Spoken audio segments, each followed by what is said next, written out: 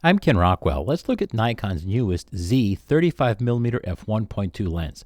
This is a big honking lens. It's $2,800, and to be perfectly honest, it doesn't perform any differently than Nikon's perfectly good 35mm f1.4 Z, which costs less than 1/4 as much. So if you're scratching your head, I'll save you the trouble of watching this whole video. This 35-1.4 also has superb optics. It's much lighter, much less expensive. As of June 2025, this beast is about $2,800 and this thing is $600 Both have extremely good, as I say, superb optics. The best 35mm lenses Nikon has ever made. This one is mostly to have for bragging rights. But let's first see some pictures I can make with it to show you what it can do.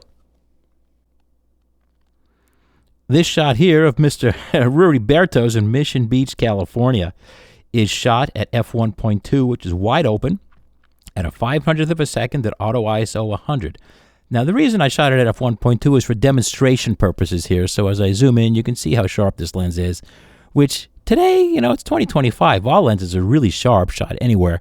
It's only old people that remember when the original 50mm f1.4 lenses came out decades ago. They would get a little bit softer and less contrasty at 1.4, but everything today is ultra sharp, as you can see here.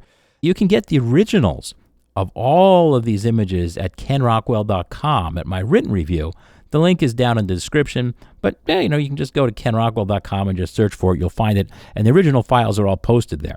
Now, of course, in this shot, the sides are not in focus. It's not a question of lack of sharpness. It's a question of at f1.2, there's not an awful lot in focus, so they get softer at the sides because they're out of focus. Here's an arcade and a gull at Belmont Park in Mission Beach, California. Also shot at f1.2 at a 2/50th of a second at auto ISO 100. Again, super sharp. With this lens, the only limitation to how great your pictures are going to be is your own imagination and talents as a photographer, not the lens. The lens is optically flawless. Here's the Catamaran Resort, handheld in the dark at 8:30 p.m. on Thursday, the 12th of June, 2025. Shot on my Z5 Mark II, which, by the way, I love. That's another story. It's the least expensive full-frame Nikon, and I think it's the best. But watch my reviews for that, or go to kenrockwell.com. You can get the reviews for that right away, right now. Anyway, this is shot also wide open at f1.2, handheld at 1/10 of a second. Stabilization of the Z5 Mark II took care of getting an ultra-sharp image. And for this, it's at ISO 450. But good gosh, if you look at the railings of the rooms on the top floor in the Cam Original JPEG, which I posted on the site, you'll see that they're actually exciting aliases, which is false colors, on the sensor of my Z5 Mark II. In other words, this lens is so sharp that these little metal bars are rendered so precisely and so tinily, so small, the size of just one pixel well, that it can excite color variations because it's hitting only the red or green or blue pixels rather than all three at the same time, and that leads to color aliasing. Here's another shot in the dark at the Catamaran Resort, 8:32 p.m., Again, f1.2, wide open, handheld at 1/10 of a second at auto ISO 500. And as you'll see, it's got beautiful bokeh in the background. And what I had focused on, which is the rent me sign, is ultra sharp. You never used to be able to shoot like this in olden days, but today you can. So essentially, the lens is superb. Do you need to buy it? No. The 35-1.4 will do pretty much all the same things. You know the kind of person that wants this. They have all the fanciest stuff. They don't mind spending ridiculous amounts of money, and they do get the very best. Do they need it? No. Do they like it? Yes, they love it. It's always great to have the best gear. If that instills confidence and helps you make better pictures, by all means, go for it. What it won't do well is autofocus is not particularly fast. Autofocus is fairly slow as things go on today because it does have to be extremely precise mechanically to get everything in perfect focus at f1.2. So if your thought is to use this for your low light, up close sports shots, be careful and be sure to try out the lens and only buy it from the places I recommend in my links at the review because they offer you a 30 to 60 days money back return policy. So if you don't love it, you can send it back. You're never stuck with the lens or camera as long as you buy it from one of my recommended sources, which is also, when you do that, is what helps keeps me on the air. I really appreciate that. But that's why I've been using those guys for so long. Because if I don't love it, back it goes. I don't have to scratch my head and watch a bunch of dopey reviews to see if it's going to work for my purposes. So less great for sports in low light, but it is superb for astronomers. And you guys know who you are. Has no coma, and you've seen that in the sample reviews. So if you're an astronomer, you know you want this lens. It's not so much a bokeh lens for throwing backgrounds out of focus, because not that much gets out of focus at f1.2 at 35 millimeters, because it's such a short focal length. Here's a sample shot at f1.2 at about headshot distance of my weather station. You can see the backgrounds are nice and soft, but they're not that soft. If bokeh is what you want, get the 50 millimeter f1.4 or the 85 1.8 or anything longer, as focal length actually is more important to how far out of focus something is if you're shooting a subject the same size than the actual f-stop. It does have some distortion.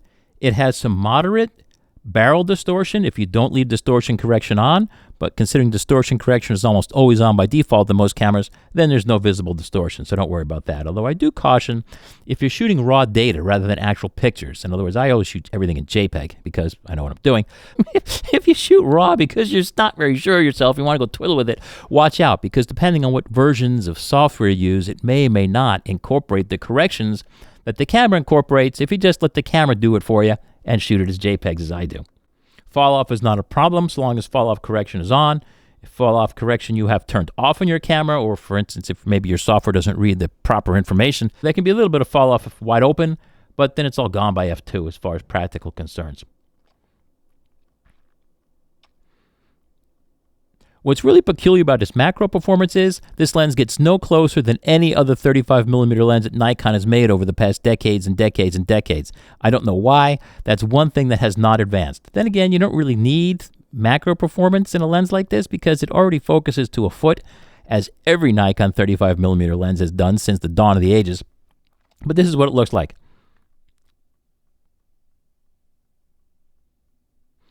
Mechanics. It's all plastic, except for this one metal control ring here. Plastic filter threads. Feels like garbage, to be honest, like they all do today. I have to be careful not to cross-thread it. This is made out of anodized aluminum, just for the sake of vanity. This mount is oddly made of aluminum, or aluminium in the UK. I don't know why that is, considering the less expensive lenses still use what appears to be chromed brass. This saves a little bit of weight by making it out of aluminum, but I don't know why they would do that. Sunstars are magnificent. That's one of the real reasons to invest in this lens. Sunstars is not something you can add in post-production that looks good.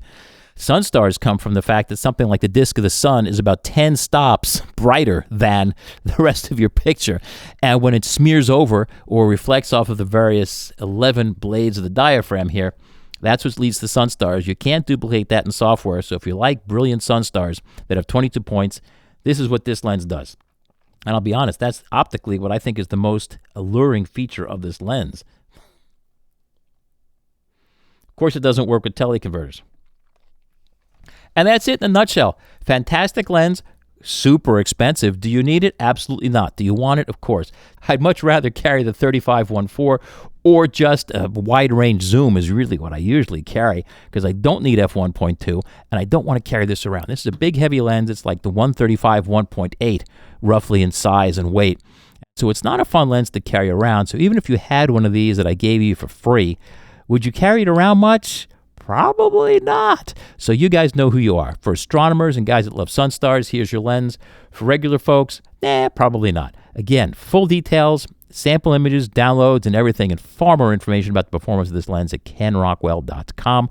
Link in the description, or kenrockwell.com. Thanks again for watching this at kenrockwell.tv.